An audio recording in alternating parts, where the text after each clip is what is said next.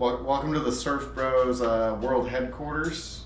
These are a lot of the basic tools that you need to do HVAC service, mostly just the hand tools. And this is not an exhaustive list. I'm not gonna go through every tool, lots of them are real basic. So we got our like basic hand tools, linemen's. Usually you want a lot more screwdrivers than this. This is pretty lean. Dikes. A big tip as far as wire strippers go is if you can get wire strippers that have the crimpers built in, it's a 2-for-1 tool. You can crimp and strip your wires. This type right here is actually really good. Different Crescent wrenches in different sizes. You're gonna want at least 2 decent sized Crescent wrenches. Snips, important.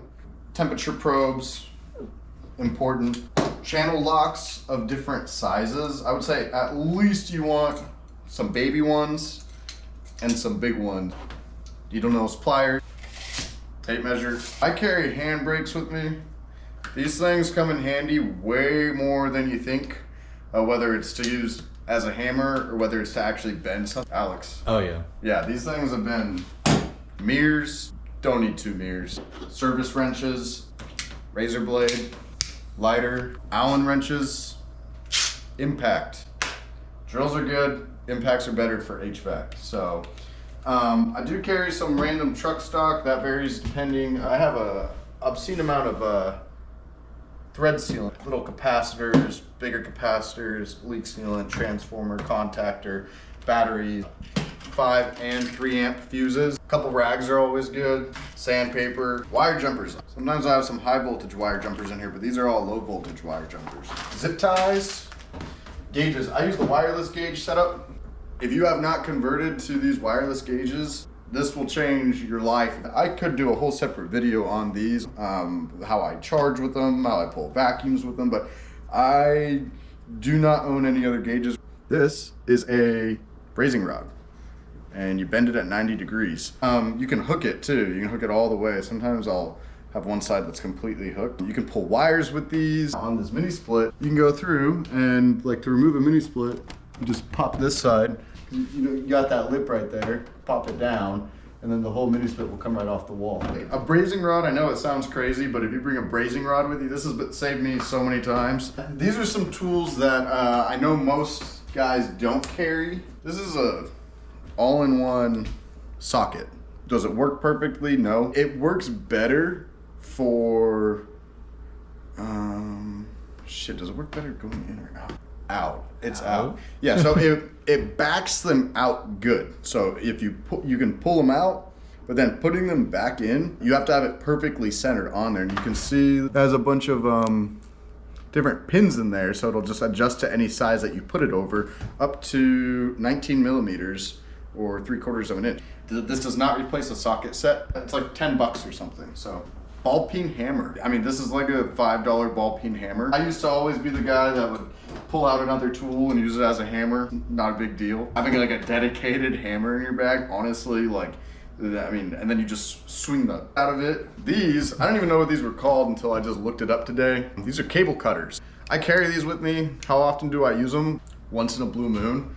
When you want them, they are nice to have. They can cut wires that are, I mean, that's how wide the dikes open.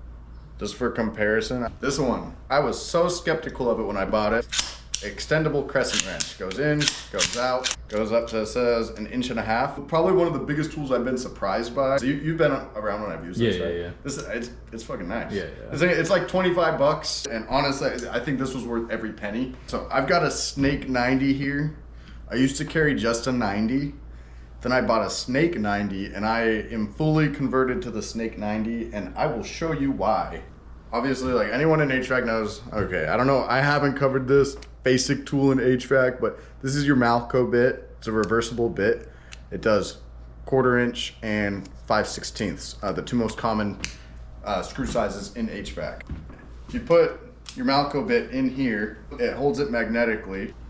It basically detaches the impact from the 90. The reason that this works so much better than that just straight 90 is because if you're trying to get around something with the 90, you're pretty limited on where the drill is.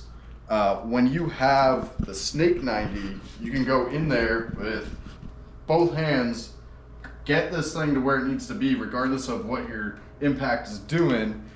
And then once you get this locked on to what it needs to be locked onto, you just take your other hand and hit your impact and boom. Getting the hang of it is a little bit tricky. This tool's like 25 bucks or something. Worth every penny. We have 2 different sizes locking extension bits. So I think this is 5 or 6 inches and this one's I think it's 6 and 12. Both of these, and especially the 12-inch one, extremely useful because we're going over tools.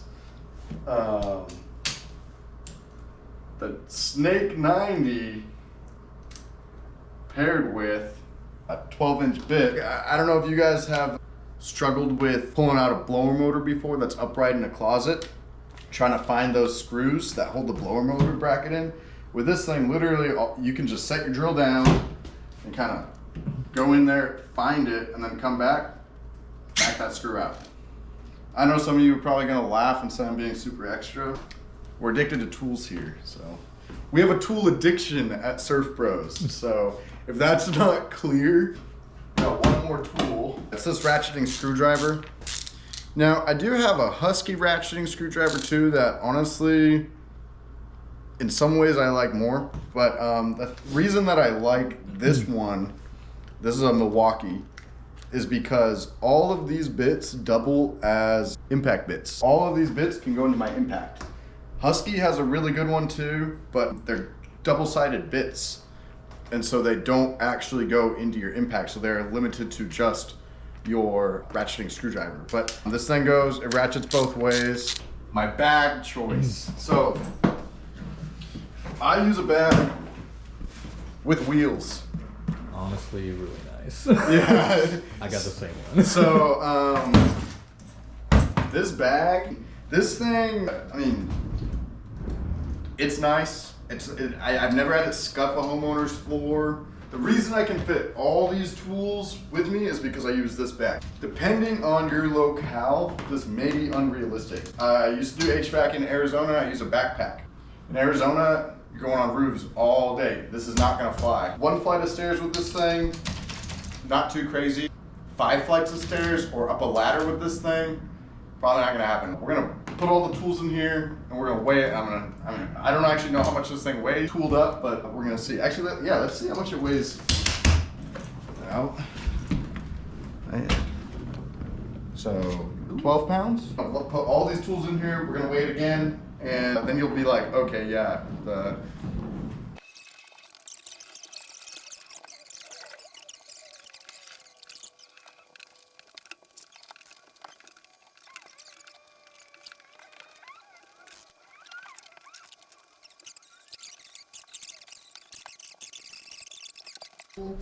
see how much do you think this thing weighs, dude? Wait, what would be your guess without feeling it first? This is like not loaded up because it's like, you know, we don't really have everything in there. I'd say 40. That's what I think. I'll say 50. Okay. Oh, 52. You're right. No, you were right. I said 40, you said 50. 52 pounds. I mean, this isn't even loaded up. You can look in here.